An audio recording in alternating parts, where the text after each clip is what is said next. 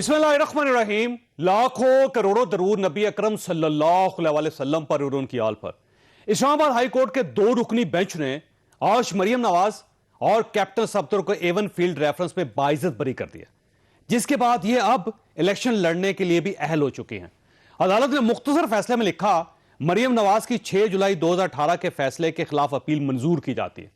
फैसले में मजीद कहा गया, मरियम नवाज को रेफरेंस में दी गई सजा भी खत्म की जाती है। तहरीरी फैसले में कहा गया, कैप्टन रिटायर्ड सफदर को दी गई सजा भी खत्म की जाती है। इस फैसले के बाद अब मियां नवाज शरीफ की वापसी का अमल भी शुरू हो चुका है। यह अक्टूबर में किसी भी वक्त वापस आ सकते हैं। चुनांचे इसहाक डार की वापसी, मरियम नवाज की बरियत और मियां नवाज शरीफ की वापसी का अमल यह साबित करता है कि हवाओं का रुख बदल चुका है। मुल्क में वाकई तब्दीली आ गई है। यह तब्दीली कितनी मौसर होगी, यह हम आज के शो में डिस्कस करेंगे। और दूसरी तरफ मरियम नवाज और इमरान खान दोनों ने आज भी बहुत कुछ कहा। वो कह रहे हैं कि मैं खेलूंगा, इसमें हमने अमेरिका का नाम नहीं लेना, हमने सिर्फ इस पे खेलना है। क्या जो कौमी सलामती है वो खेल है? लोगों को कहता है गुलामी से, जंजीरों से आजाद हो जाओ। नाम पूछो अगर किसी का तो ABC पढ़ता है, XYZ कहता है। साजिश की बेस पर जो इसने आजम खान के साथ बैठ के प्राइम मिनिस्टर्स ऑफिस में घड़ी, तो उसी जालसाजी की बेस पर आपने पाकिस्तान के इदारों को कंट्रोवर्सीज में फेंका। इससे ज्यादा संगीन नौयत का जुर्म कभी किसी प्राइम मिनिस्टर ऑफ पाकिस्तान ने, मैं कहती हूँ, करना तो दूर की बात है, कोई सोच भी नहीं सकता। और ये इसहाक डार जब भी ये फाइनेंस मिनिस्टर बना, मुल्क का दरवाजा निकाल के गया और अब फिर इसको वापस ले आए। अगर हमने चुप करके ये चीज तस्लीम कर ली, हमारे में और भेड़ बकरियों में कोई फर्क नहीं रहेगा। जो इनके हैंडलर समझते हैं कि हम इन चोरों को कबूल कर लेंगे, किसी गलतफहमी में ना रहो। मैं इंशाअल्लाह अपनी कौम को कॉल दूंगा और मैं कॉल देने वाला हूँ, तैयारी अपनी मुकम्मल कर रहा हूँ। जब मैं आपको कॉल दूंगा, आपने अपने बच्चों और इस मुल्क के मुस्तकबिल के लिए मेरे साथ निकलना है। बज़ाहिर यूं महसूस होता है इमरान खान के पास अब कॉल देने के अलावा कोई ऑप्शन नहीं बचा। लेकिन सवाल यह है, खान साहब कॉल क्यों नहीं दे रहे? हम आज के शो में यह भी डिस्कस करेंगे। हमारे साथ रहिएगा।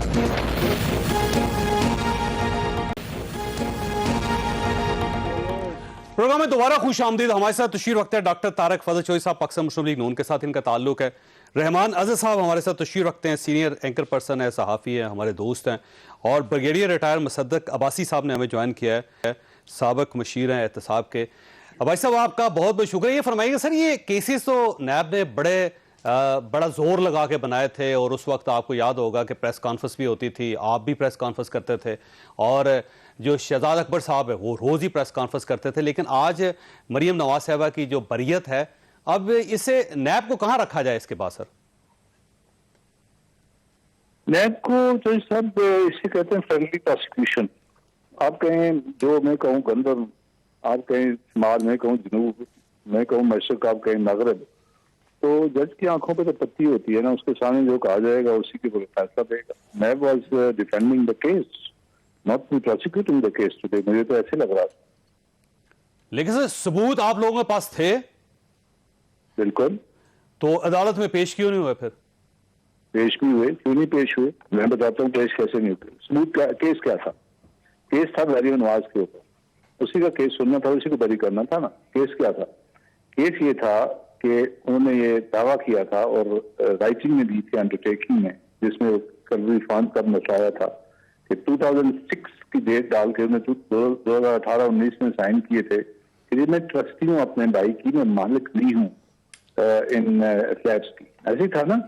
और अगर कुछ मेरे भाई को हो जाए तो मैंने बच्चों में जायदाद तकसीम कर दी। अगर वो कह रही थी कि मालिक हूँ, तो क्योंकि उस तक 92-93 में जब ये फ्लैट्स खरीदे गए थे तो वो इनके भाई तो टीनेजर्स थे और ये 20s में होंगी, 21-22-23 साल की होंगी। तो फिर इनको ये साबित करना पड़ता कि सोर्स ऑफ इनकम इनकी क्या है। और लॉ ये कहता है कि if you are public office holder and you are the associate kith and kin, आपके बच्चे जो हैं, तो उनके पास अगर सोर्स ऑफ इनकम कोई नहीं है और उनके पास कोई प्रॉपर्टी है, तो फिर साबित करना पब्लिक ऑफिस होल्डर, यानी इस केस में नवाज शरीफ ने था। तो इनके वो जो केस था वो एबेटर का था कि आपने मामलत की है नवाज शरीफ की दौलत को छुपाने के लिए, आप एबेटर हैं, आपने मामलत की है इसके अंदर, आपने ड्यूटी इसके ऊपर ना ब्लड टेस्ट दिए। लेकिन बगैर साहब ये पिछली पेशी पे भी और इस पेशी पे भी जब जजेस ने सवाल किया कि पहले ये एस्टैब्लिश करें आप कि ये फ्लैट्स वाकई ही मियां नवाज शरीफ के हैं और आपके पास कोई तहरीरी सबूत होना चाहिए, तो नैब के पास कोई तहरीरी सबूत नहीं था, बल्कि रेफरेंस दिया गया कि पिछला जो फैसला था उसमें उनसे कहा कि उनसे पूछा गया कि आपने तहकीकात की, उन्होंने कहा जी हमने तहकीकात कोई नहीं की। नहीं, बात गलत है। JIT बनी थी, सुप्रीम कोर्ट ने बनाई थी ना, joint investigation team. Joint investigation team ने इन्वेस्टिगेशन की, उसने पूरी एविडेंस को कलेक्ट किया और उसका जो हेड था उसको हमने स्टार विटनेस बनाया और उसी ने डिपोज किए सारे डॉक्यूमेंट्स लोअर कोर्ट के अंदर एंड दे वर एक्सेप्टेबल, क्योंकि लोअर कोर्ट में जब तक कोई डॉक्यूमेंट एक्सेप्टेबल ना हो तो उसको कोई डिसीजन नहीं आ सकता। एविडेंस तो वहां डिपोज हो चुकी। यहाँ पे जो डिस्कशन होनी चाहिए थी हाई कोर्ट में, वो एविडेंस पे नहीं होनी चाहिए थी, लॉ पॉइंट पे होनी चाहिए थी, जिसका कॉन्स्टिट्यूशन कोर्ट है। बात ये है कि ये तो साबित हमने किया था कि मिल्टन एंड नेस्कोल जो दो कंपनी थी जो जिनकी मालिक मरियम नवाज शरीफ थी, ये ब्रिटिश वर्जिन आइलैंड की दो सिस्टर कंपनी थी, वहां यूके में ये है कि अगर आप 1-to-1 ट्रांसफर करते हैं प्रॉपर्टी तो 35 से 40% टैक्स लगता है। तो लोग क्या करते हैं कि कंपनियां बनाते हैं, कंपनियां उस चीजों को खरीदती हैं, प्रॉपर्टीज को खरीदती हैं और उस कंपनी को खरीद दिया जाता है। तो ये दोनों कंपनी बियॉन्ड एनी डाउट नैब ने साबित किया था कि ये मरियम नवाज की हैं और ये दोनों फ्लैट्स इसी कंपनी के नाम पे थे। तो शी वाज द ओनर, जब वो owner she was not having any source of income. तो ये साबित कर being public office holder Nawaz Sharif को साबित करना था। तो बरगेरी साहब, आज आप ये महसूस करते हैं कि ये फैसला गलत हुआ है और जजेस को ये फैसला नहीं करना चाहिए था? नहीं, फैसला गलत बात की बात है। प्रोसिक्यूशन ने एज अ डिफेंस लॉयर का काम किया है। प्रोसिक्यूशन की आर्गुमेंट देनी चाहिए थी, ये चीजें मौजूद है उसके अंदर। और कहा गया जी कि आपने नैब ने इन्वेस्टिगेट किया नहीं किया, तो नैब क्यों इन्वेस्टिगेट करे जब तक joint investigation team supreme court कर चुकी, उससे एविडेंस कलेक्ट कर ली और उसी को हमने विटनेस पेश किया लोअर कोर्ट में और उसको एक्सेप्ट किया गया। बात यह है कि नैब की गलती है यहाँ पे, जिन्होंने इसको प्रोसिक्यूट सही तरीके से नहीं किया। देवर देखिए अभी NAB is under the prime minister, is not independent. Who is the chairman NAB, you know it. तो उसका प्रोसिक्यूटर उसने किससे फीस लेनी है, तनख्वाह कहां से लेनी है? तो आपका ख्याल ये है कि नैब कंप्रोमाइज्ड है इस वक्त और गवर्नमेंट के प्रेशर में है और गवर्नमेंट ने फैसला करवाया है? हुकूमत जो है वो चोर के साथ, मुजरिम के साथ में थी। हुकूमत मुजरिम के साथ में थी। State interest for sacrifice. लेकिन अब सर सवाल यह है कि अगर केसेस आपने ठीक बनाए होते तो ये 7 साल पुराने केसेस हैं सर, आप खुद अंदाजा लगाइए कि कहां से ये चले और चलते रहे। तो आप उसी वक्त ये सारे जो रेमेडीज थी उस वक्त कर जाते आप सर, ना आज उनकी जमानत होती। नैब तो पिछले 4.5 साल भी खामोश रहा ना सर। चौधरी साहब, मैं बिल्कुल आपको सूख से कह सकता हूँ अपने तजर्बे की बुनियाद पे, जो मेरा 15 साल तजर्बा है, व्हाइट कॉलर क्राइम के अंदर ये बिल्कुल फिट केस है। आप अनएक्सप्लेन वेल्थ ऑर्डर यूके का पढ़ लें, आप इलिसिट ऑर्डर स्विट्जरलैंड का पढ़ लें, उसके हिसाब से भी ये फिट बनता है। NAO के हिसाब से भी ये फिट केस बनता है। अभी आप सफेद को काला और काले को सफेद करना शुरू कर दें तो मैं इसके ऊपर क्या करता हूँ, इन्ना लिल्लाहि व इन्ना इलैहि राजिऊन और क्या कहता हूँ। अच्छा डॉक्टर साहब, ये फरमाइएगा सर, ये आज भी मुसद्दक अब्बासी साहब और पुरानी टीम जो एहतसाब की है, नैब की है, वो आज भी स्टैंड करती है कि केसेस बिल्कुल ठीक थे और आज आपको को फेवर मिले किसी साइड से? बिस्मिल्लाहिर्रहमानिर्रहीम। देखिए चौधरी साहब, मैंने बेगर साहब की सारी बात जो है वो बड़े तफसील से सुनी भी है और बेगर साहब से पहले ये जो फरीज़ा है अपोजिशन के खिलाफ झूठे मुकदमे बनाने का, ये शहजाद अकबर साहब भी ठीक कमाल चाबक दस्ती से अदा करते रहे हैं पिछली हुकूमत में। आज बेगर साहब को मैं ये कहूँगा कि पनामा केस को शुरू हुए 2022 में आज 7वां साल है। ठीक है जी, 2016 में ये शुरू हुआ था। ये जितने दलाइल अभी बेगर साहब दे रहे थे, ये बसद एहतराम तमाम दलाइल इनके सारे लोग, स्पोक्स पर्सन PTI के भी और बाकी इनके माहिरीन भी, ये टॉक शोज़ में बड़ी दलील से देते हैं, बड़ी दलील से एक समा बांधते हैं और वो सारे मतलब फैक्ट्स बयान करने की कोशिश करते हैं। मैं हैरान हूँ कि ये सारे फैक्ट्स अदालतों में क्यों नहीं जाते।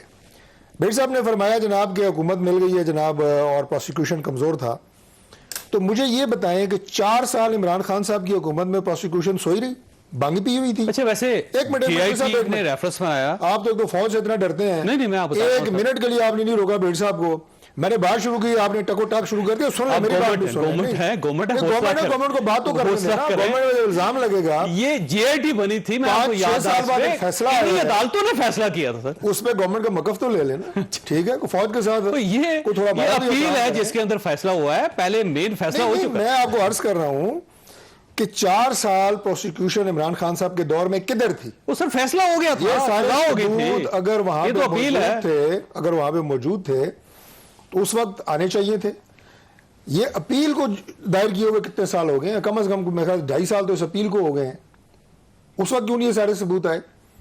बात ये नहीं है, बात ये है कि जिनके खिलाफ आपने मुकदमात दायर करने थे, इमरान खान साहब की हुकूमत की बात कर रहा हूं, बेड़ साहब को नहीं कह रहा, वो आपने मुकदमात दायर किए, झूठे दायर किए।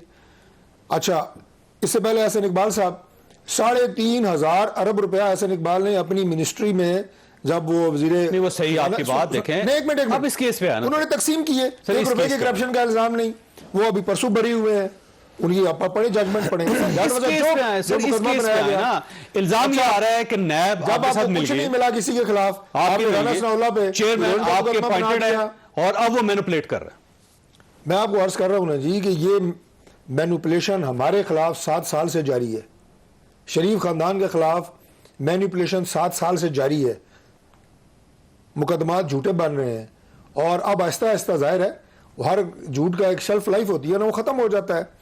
ये इमरान खान साहब के दौर में एक सिलसिला शुरू हुआ, कुछ उससे पहले भी शुरू हुआ, लेकिन अब बात यह है कि हमेशा आपको पता है अल्टीमेटली जो फतह होती है वो सच की होती है, सच सच होता है, झूठ झूठ होता है।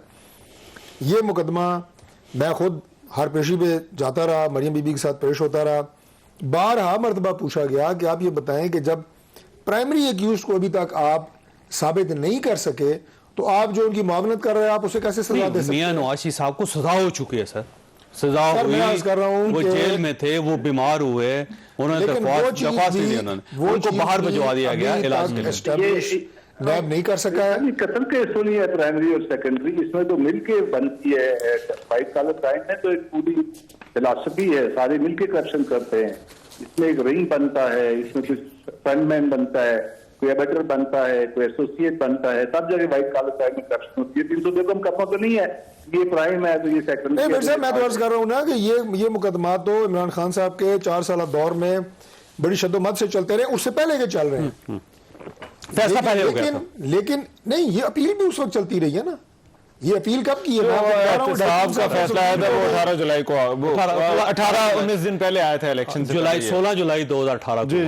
वैसे रहमान साहब ये फरमाइए वैसे एक चीज कि अगर आज पाकिस्तान मुस्लिम लीग नून इक्तदार में ना होती तो तब भी ये फैसला हो सकता था? बिल्कुल हो सकता था। देखिए ये बगेड़ी साहब तो वो बात कर रहे हैं कि नैब किसके अंडर है, डॉक्टर साहब भी बात कर रहे हैं, लेकिन मेरा ख्याल है इससे ताल्लुक नहीं है कि आप हुकूमत में हैं या ऑपोजिशन में भी है। ऑपोजिशन में भी आप बड़ी बड़ी चीजों से जो है वो निकल जाते हैं। मेरा ख्याल है एक लकीर है, उस लकीर के अगर आप इस तरफ हो तो चाहे आप ऑपोजिशन में हो या हुकूमत में हो आप निकल जाएंगे। अगर आप लकीर के दूसरी तरफ है तो चाहे आप हुकूमत में भी हैं या आप ऑपोजिशन में है तो फिर तो ज्यादा आपका जो है वो गिर्द जो है वो शिकंजा होगा। लेकिन क्योंकि अगर आप हुकूमत में होते हुए भी जो है वो, क्योंकि आप देखिए मियां नवाज शरीफ की जब नाअहली हुई थी तो उस वक्त हुकूमत किसकी थी?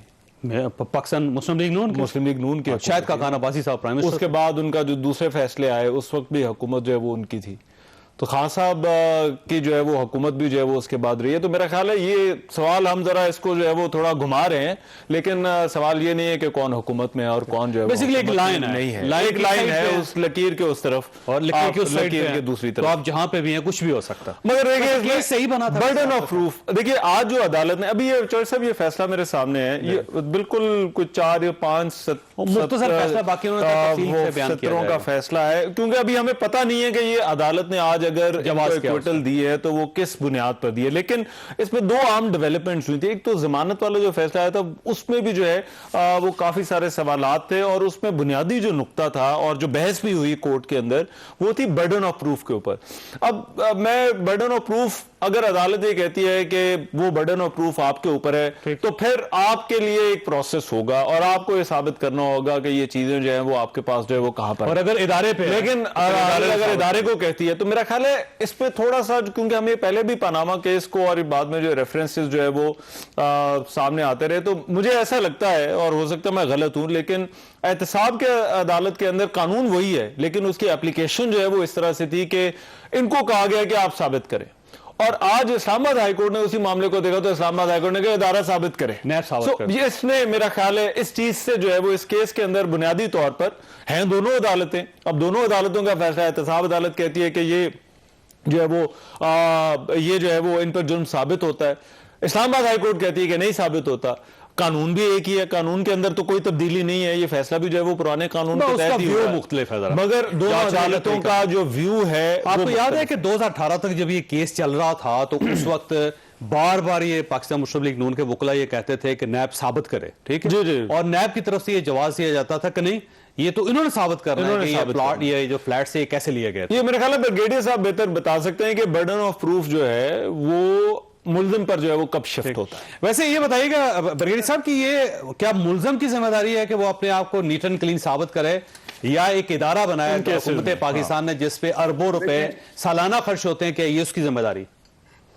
लेकिन बात यह है कि आपके मुल्क के अंदर इस वक्त तक 17 कानून ऐसे हैं जिसमें प्रिजम्पशन सेक्शंस है।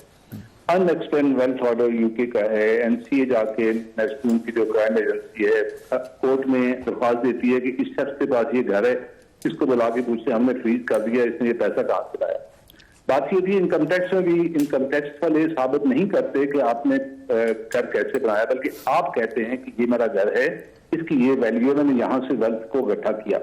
यहाँ पे भी प्रिजम्पशन सेक्शन 14 है NAO के तहत, जहाँ पे आपने सिर्फ ये साबित करना होता है कि मरियम नवाज साहिबा इसकी मालिक है, दैट्स ऑल।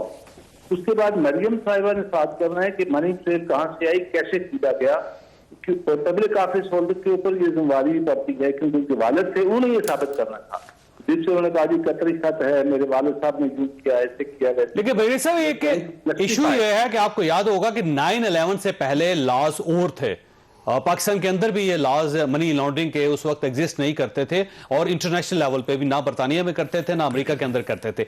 ये 9/11 के बाद ये कवानीन बने हैं और उसके बाद ये सवाल करना शुरू हुए, इसलिए ये केस 2006 से स्टार्ट होता है। फिर इस तरह ये नहीं, लेकिन नहीं, मैं तो इस पे थोड़ा सा आपसे डिसएग्री करूंगा। अगर आप अनकैद को देखते हैं, United nation convention against corruption जो 2000 से बनना शुरू हुआ और 2003 में आके कंक्लूड हुआ, उसमें अगर आप उसके आर्टिकल देखें तो वो भी इसी पे जाते हैं कि प्रिजम्पशन जो है, क्योंकि ये व्हाइट कॉलर क्राइम में सिर्फ आपने इतना साबित करना होता है कि आप चौधरी साहब इस चीज के मालिक हैं, आपने साबित करना है कि मोबाइल जो आपके हाथ में है इस वक्त, आपने कहाँ से खरीदा। दिस इज ये इंटरनेशनल एस्टेब्लिश बहुत पुराना लॉ चल रहा है, और आपको हमारे मुल्क के अंदर 47 से ऐसे लॉ मौजूद है जहाँ प्रिजम्पशन चलती है, प्रिज्यूम किया जाता है। अंग्रेजों के कानून मौजूद है जहाँ प्रिज्यूम किया जाता है, तो ऐसी नहीं है। It is a old law. जिस तरह उमर को पूछा गया कि चादर कहाँ से लाई, तो आप नीचे उतराए, आपने कहा ये नहीं कहा कि तुम साबित करो मैं दूसरी चादर कहाँ से लाया, बेटे से कहा कि जस्टिफाई करो। इस्लामिक जूरिस्प्रूडेंस का बेसिक है ये कि आप ऑफिस। लेकिन वो भाई साहब मसला ये ब्रिगेडियर साहब कि ये जो सिलेक्टिव इंसाफ होता है ना, उस पर बहुत ज्यादा सवाल उठते हैं कि इसी किस्म के केसेस चौधरी साहबान पे भी थे। आपको पता होगा कि उस वक्त आप भी ज़ाहिर नैब का हिस्सा होते थे, उसमें पूरी फाइलें बनी थी और बाद में उन सबको माफ करके मुस्लिम लीग कॉफ बन गई। और इसके बाद जब आप यहाँ पे दोबारा आए थे शहजाद अकबर साहब के साथ, तो उस वक्त भी चौधरी साहबान के केसेस चल रहे थे, और इमरान खान साहब ने एक दिन कहा था चेयरमैन नैब को कि आप इन केसेस को उठाएं, और उसके बाद जब दोबारा अपोजिशन हुई थी तो उन्होंने वो खामोशी इख्तियार कर ली थी। तो ये जो सिलेक्टिव इंसाफ है उसकी वजह से प्रॉब्लम आता है। दो राय है ही नहीं। Accountability has to be across the board, बिल्कुल होनी चाहिए। इस मुल्क में जब तक ये नहीं करेंगे, सिलेक्टिव होंगे, कोई भी है, anybody I don't question that, so that's going to create the problem. I agree with you कि it should be across the board. ठीक हो गया, मैंने ब्रेक लेनी है, लेकिन डॉक्टर साहब आपके पास एक सवाल छोड़ के जा रहा हूं कि केस जो भी था वो खत्म हो गया। आज मरियम साहबा बरी हो गई, कैप्टन सफदर साहब बरी हो गए, मियां नवाज शरीफ साहब की वापसी का अमल जो है वो इस केस के बाद शुरू हो गया। तो अब आपका क्या ख्याल है कि नैब को रहना चाहिए इसके बाद, या इसके बाद नैब की अब कोई जरूरत है? छोटे से ब्रेक, और ब्रेक के बाद दोबारा हाजिर होता। प्रोग्राम में दोबारा खुश आमदीद। डॉक्टर साहब ये फरमाइएगा सर, ये अब मियां नवाज शरीफ साहब वापस आ रहे हैं, मरियम साहबा भी वापस आ रही हैं, और नैब जो अब इसकी आपको जरूरत है या नहीं है, खत्म हो गया? देखिए, नैब की जो जरूरत होती है चौधरी साहब, अब बगैर साथ रहिएगा, उसका नाम नैब हो, उसका नाम एंटी करप्शन हो, उसका नाम FIA हो, मैं ज़ाती तौर पे और मेरी जमात भी इस बात के हक में है कि करप्शन, छोटी बड़ी कौमी खजाने का पैसा लूटना जो भी है, उसके एहतसाब का एक इदारा होना चाहिए, और बिल्कुल वैसा होना चाहिए जैसे बेड़ साहब ने आखिरी बात की कि वो एहतसाब अक्रॉस द बोर्ड हो और इंसाफ आपको होता हुआ नजर आए, वो होना चाहिए। ये नहीं होना चाहिए कि इमरान खान साहब का एक वजीर कहता है कि कल हम उसको नहीं छोड़ेंगे और नैब अगले दिन जाके उसको पकड़ लेता है। खान साहब कहते हैं कि इसका बंदोबस्त मैं करूंगा, अगले दिन नैब वहां पे छापा मार देता है। ये नहीं होना चाहिए, और ये हुआ है 4 साल। नैब को इमरान खान साहब की हुकूमत ने एक टूल के तौर पे इस्तेमाल किया है, दूसरों की आर्म ट्विस्टिंग के लिए इस्तेमाल किया। उससे पहले तो आप ये बात को ढकी छुपी है सर, उससे पहले जब मैं उसको 1947 से आपको बता दूंगा, लेकिन अभी जरा अभी तो बात जरदारी साहब मोहतरमा के खिलाफ केस। अच्छा, नैब में चंद चीजें और, मिसाल के तौर पे 90 दिन का रिमांड हम उसके खिलाफ हैं। 90 दिन के बाद आप बंदे को बेगुनाह 2008 में आपने ठीक कर लिया। अच्छा सुने, नैब के वो तरीकेकार, बेड साहब के पता नहीं सीनियर होंगे या जूनियर होंगे, बट डेफिनेटली कुलीग रहे होंगे, ब्रिगेडियर असद मुनीर यहाँ इस्लामाबाद में हमारे CDA के मेंबर इंजीनियरिंग थे, खुदकुशी कर ऑनरेबल आदमी, उसके खिलाफ झूठा मुकदमा नैब ने दायर किया। वो बेचारा इतना डिसऑर्डर और डिप्रेस हुआ कि वो अपनी उस डिप्रेशन से बाहर नहीं आ सका, उन्होंने खुदकुशी की है इस्लामाबाद में, और उनकी वफात के बाद नैब ने उनको बरी कर दिया। यार लानत है ऐसे कानून पे कि एक इंसान की जान चली गई और उसके बाद आपने उसको बरी कर दिया। ये क्या है? ये अकाउंटेबिलिटी है? This not accountability. आप एक बंदे को उसकी अरसा हयात अगर तंग करने के लिए, उसका सियासी कैरियर खत्म करने के लिए, उसकी तजलील के लिए किसी कानून को इस्तेमाल करते हैं, हम उसके हक में नहीं हैं। अच्छा ये फरमाइए, जो कुछ आपके साथ हुआ आप किसको जिम्मेदार समझते हैं? इमरान खान साहब को जिम्मेदार समझते हैं? 100%। लेकिन इमरान खान की तो सो गवर्नमेंट ही नहीं जब मियां नवाज शरीफ साहब के खिलाफ फैसला हुआ था। देखिए, बात यह है कि इन केसेस का इजरा इमरान खान साहब के दौर से पहले, उसमें कोई शक नहीं है, फैसला भी पहले हुआ, उसके फैसले हुए गवर्नमेंट आपके दौर में हुए। आप एक केस को गवर्नमेंट आपकी थी, चेयरमैन आपने बनाया था, एक केस को मिसाल ना बनाए ना। नहीं सर, केस यही है ना, बड़ा केस है। मैं आपको बता रहा हूँ कि उसके बाद तवातर से अपोजिशन के मुख्तलिफ लीडर्स के खिलाफ सर कमर जावेद साहब को उन्हें हरासा किया जाता रहा। डॉक्टर कमरुज़्ज़मान और अगर किसी लीडर के खिलाफ, जैसे मैंने पहले अर्ज की, कोई उनको सियासी मुकदमा नहीं मिला, जो चेयरमैन नैब थे, आप जो मौजूदा वज़ीर दाखिला तैनात आपने किया था, उसमें कौन सा मुकदमा? गवर्नमेंट आपकी थी, केस आपके गवर्नमेंट में बना, केस आप लड़ते रहे, फैसला आपके दौर में हुआ। इमरान खान कहां से आ गए? कि इमरान खान साहब वहां से आ गए कि राना सनाउल्लाह साहब ने एक टीवी प्रोग्राम में सर इस केस पे बैठ के एक जोरदार बात की, अच्छी की, गलत की, क्या की। उन्होंने एक बात की इमरान खान के खिलाफ, अगले दिन मोटरवे से पकड़ लिया गया।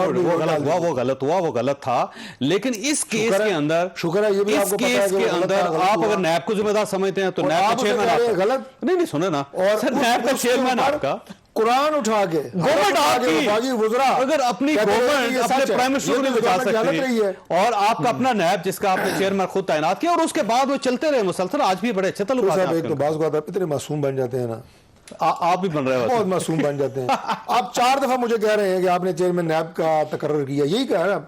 जनरल मुशर्रफ साहब का तकर्रर किसने किया था? उन दसो किसने किया था? दोबारा पूछे। जनरल मुशर्रफ का तकर्रर किसने किया था? किसने किया था? हमने किया था। अच्छा, यानी फैसला गलत होता है? फिर क्या हुआ? यानी फैसला गलत होता है। तकर्रर हमने किया था, इसलिए हमारे खिलाफ बंदा इस्तेमाल नहीं हो सकता, या हमारे खिलाफ बंदा जो है वो काम नहीं करेगा। ये सिर्फ हमारे साथ नहीं, जनरल ज़ावला का तकर्रर किसने किया था? दसो। अच्छा, इसका तकर्रर करने वाला का कसूर नहीं, तकर्रर करने वाला कसूर नहीं है, ये गवर्नमेंट आपकी है, फिर आप दलील नहीं है कि आप ये कह रहे हैं कि चूंकि चेयरमैन नैब का तकर्रर साहब का आपने किया था तो लिहाजा वो आपके साथ बहुत फेयर थे। ये बात नहीं है। नैब को मैं दोबारा कह रहा हूं कि एक तो नैब आपके खिलाफ इस्तेमाल हुआ, अपोजिशन के खिलाफ इस्तेमाल किया है सर, उस वक्त तो गवर्नमेंट के खिलाफ इस्तेमाल हुआ था सर नैब उस वक्त। कौन सी गवर्नमेंट के खिलाफ? आपकी गवर्नमेंट के खिलाफ नहीं, हमारी प्राइम मिनिस्टर थे उस वक्त। हमारी गवर्नमेंट के खिलाफ उस वक्त जो मुकदमा दर्ज हुए उनकी नोयत कुछ और थी। मेरा ख्याल है इतना रहने दें। ठीक है, रहमान साहब के पास आता हूं, छोड़ दे। देखिए मेरा ख्याल है Basically। सर ये नैब वाला जो इशू है ना, ये आप हमारे मुल्क में सियासी पोलराइजेशन इतनी है कि जो आपके ऊपर केसेस होंगे आप कहेंगे कि ये सियासी इंतकाम है, और जो आप दूसरों पर करेंगे केसेस उसमें आप कहेंगे कि ये जो केसेस है वो बिल्कुल यार ठीक मान है। भाई नजर तो आ जाता है ना सर बिल्कुल आ जाता है, मगर डॉक्टर साहब ये रवायत 80s में 70s के अंदर जो है एक दौर में सियासी लोगों में भैंस चोरी के मुकदमे दर्ज हो जाते होते थे, मैं वही तो कह नजर रहा नहीं आ जाता ये क्या है।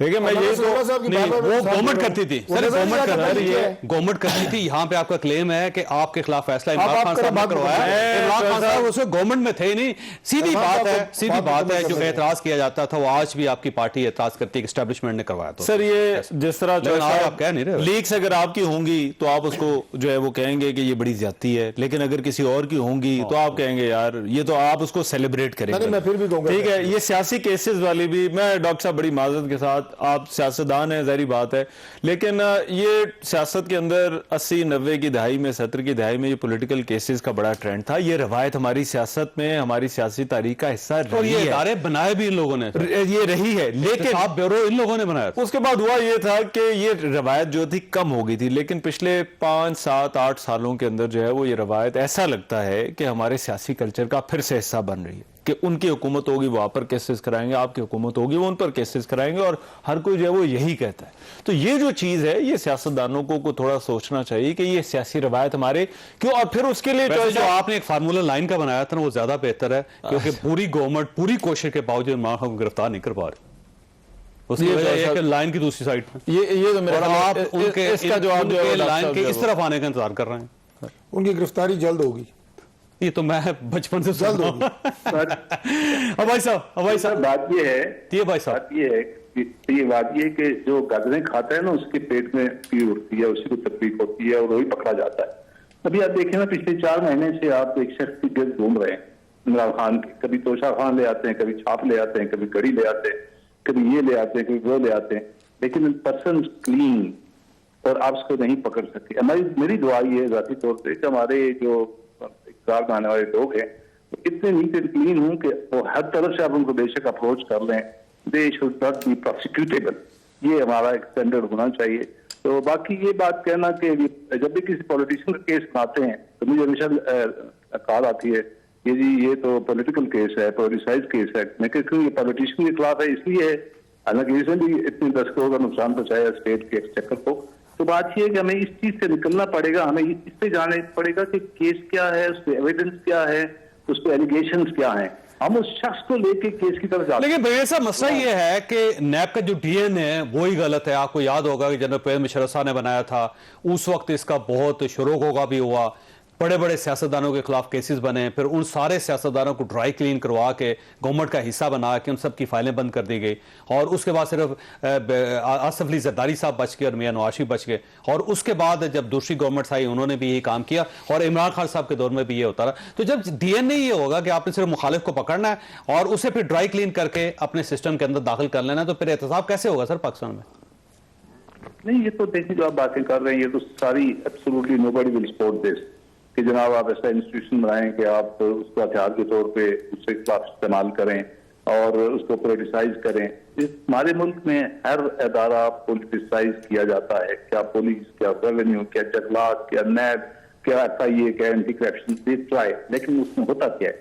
अच्छे जो माशर मुल्क हैं तो अदारों को इतना मजबूत बनाते हैं, उनको कॉन्स्टिट्यूशनल प्रोटेक्शन देते हैं, उनको स्टैच्यूटरी प्रोटेक्शन देते हैं, उनको आजाद बनाते हैं, जिससे दुनिया के और भी दुनिया में बहुत सारे अदारे हैं, एंटी करप्शन अदारे हैं जो कि अपने मुल्कों के अंदर एहतसाब करते हैं। तो मिलके बेहतर अदारे बनाने को सोचना चाहिए, ना कि जिस तरह नैब को खत्म कर दिया गया। खत्म करना कौन सी मुश्किल काम है? ठीक से एक लाइन में अच्छा, लेकिन सर इसमें बरीन साहब एक और सवाल पैदा होता है, एक और सवाल पैदा होता है। वो सवाल भी बड़ा खौफनाक है कि एक साइड पे एक केस बनता है और आप supreme court of Pakistan GIT बना देती है, फिर उसको एम्पावर कर देती है बहुत ज्यादा, उसके लिए सारे इदारों के दरवाजे खुल जाते हैं, फिर 10 वॉल्यूम का एक पूरा रेफरेंस आता है, फिर एक निगरान जज नामजद किया जाता है पाकिस्तान की हिस्ट्री में पहली मरतबा कि वो मॉनिटर करेगा इस फैसले को, और फिर जो जूनियर अदालतें होती हैं उनसे फैसला करवाया जाता है। एक तरफ ये होता है, और फिर वही नायब है, पेशावर मेट्रो का केस है उसको लेके बैठा रहता है, फिर वही नायब है जो एक होटल का केस था, आपको याद होगा, और उसको लेके बैठ जाता है। और जहां जहां इमरान खान साहब की गवर्नमेंट के वज़रा के नाम आते हैं उन सब केसेस की फाइलें रख के एक साइड पर रख दिया जाता है। तो सर इसको एहतसाब कहा जा सकता है? फिर मैं पहले कह चुका हूँ ये सिलेक्टिव एहतसाब कहीं भी एक्सेप्टेबल नहीं है, दुनिया में कहीं नहीं, एंड होना भी नहीं चाहिए। It has to be across the board, चाहे गवर्नमेंट में है कोई बाहर है। अभी देखें, टू बी वेरी ऑनेस्ट, मुझे ऑर्डर दे रखे हैं इमरान खान साहब ने कि आपने अक्रॉस द बोर्ड लोगों के केस बनाने हैं, मैं नहीं खाता तो कोई क्यों खाएगा, हमेशा ही स्टेटमेंट टू मी। एंड मेरी हमेशा कोशिश होती है कि जहां भी स्टेट एक्सचेकर, अभी हम यहाँ पे बैठा हूँ, मशीर हूँ चीफ मिनिस्टर का, बिलीव यू नहीं, कोई भी ऐसी कंप्लेंट आती है, चाहे वो पीटीआई का है चाहे वो नॉन पी का है, अगर स्टेट एक्सचेकर उसमें इन्वॉल्व है तो कोई माफी नहीं है। He has to pay back that money, he has to be accountable for that, one has to go across. अगर आप इस सब्सिक्वेंट चूज करेंगे तो डेफिनेटली फिर उस अदारे पे ऊपर आपका एतमाद नहीं रहेगा, उस कानून पे आपका एतमाद नहीं रहेगा। ठीक, तो ये सब आपसे आखिरी सवाल करना है, फिर आपसे मैं इजाजत लूंगा और फिर उसके बाद ब्रेक लेनी है। मैंने सवाल आपसे सिर्फ ये है कि जो चौधरी साहबान के खिलाफ केस बने थे वो ठीक थे या गलत थे? वो जो कोऑपरेटिव सोसाइटी वाले बने थे उस जमाने में, सर बहुत ही केस बने थे, आपको याद के जमाने की बात कर रहे हैं? सर बहुत केस बने थे, इवन मोनस इलाही साहब के खिलाफ भी केस बना था। ये इमरान खान साहब की गवर्नमेंट के अंदर ही, शायद आपको याद होगा, जिस वक्त इनका वारंट भी जारी हो गया। बिल्कुल बना था, बिल्कुल बना था। ये निकला था उससे जब इमरान खान साहब ने दो कमीशन बनाए थे, रिकलेक्ट, एक शुगर था, एक वीज था और एक पावर था जी। और ये शुगर के अंदर जो है ना बिल्कुल ये केसेस बने थे, उसमें सलीम साहब के भी बने थे, मोनस का भी बना था और बाकी लोगों के भी केसेस बने थे। केस ठीक थे या गलत है सर? केस ठीक थे या गलत थे? क्योंकि मैं इस ये नहीं कह सकता कि वो केस गलत है या सही है। जब केस को चलाएगा, इन्वेस्टिगेशन सारे केसेस पे होगी।